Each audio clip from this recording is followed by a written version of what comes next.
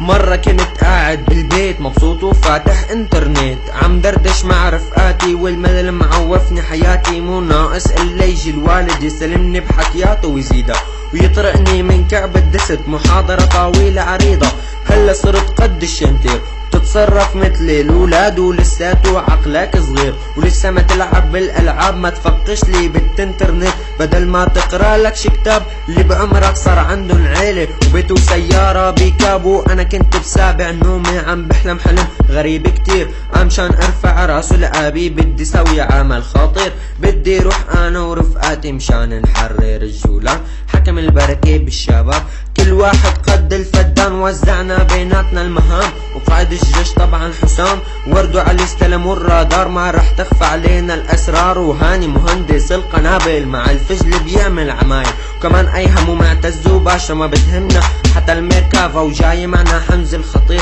رح نفعسهم مثل الصراصير، جمعنا كل شلة المساطيل جايينك يا اسرائيل، والصبح اجا اليوم الموعود قدام البناء اجتمعوا الجنود، ساوينا اتفق وضربنا تحية كله جاهز للعملية، والشوفير جاب السوزوكي نفسه ابو وائل ساسوكي، وحمزة كالعادة من قدام طلقنا ونزلنا الفرام، حطينا اغاني وطنية طالعين عملية فدائية، يا صهيوني يا اقرع معنا هاني وحمزة الاقدع، يا بتستسلم يا منخلع بالليل يا عيني بالليل، ابو وائل على غير العادة ماشي على 160، حكم المازوت صاير رخيص وما في غالي غير البنزين، اول نص ساعة عالطريق اكلنا شي 5 مخالفات، حطينا 500 بخشش للشرطة هي غير تبوي سديات، وبس وصلنا عالساحة ما لقينا ولا اي مخلوق، اتارينا نحنا الرجال والاسرائيلية هن الخروق، وكأنه اجا يوم القيامة والدنيا صارت تمطر عالم، والارض صارت تنبوع جنود، صار في 1,000,000 بني ادم،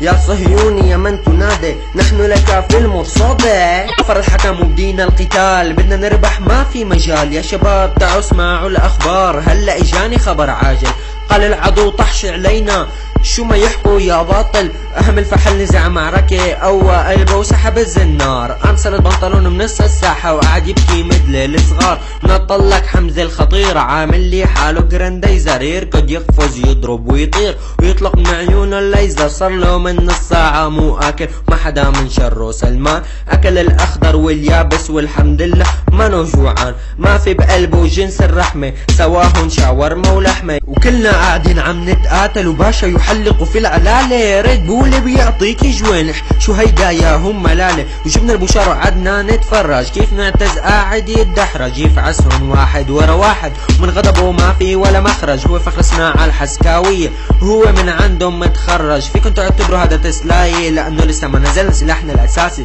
كنا مخبينه لوقت الحاجة مخلينه سرع على الكراسي، صار له من اول ما وصلنا عم يحشي بطنه بالاكل، خلص كل شي جايبينه معنا وفينا 10 كيلو فجل، نزلنا كلنا جوا الخنادق لانه اجا وقت سلاحنا الخارق، حطينا الأقنعة الغازية شو هو قنبلة نووية، لا هو اكبر من هيك بكتير، يلا تخبوا يا شطاطير.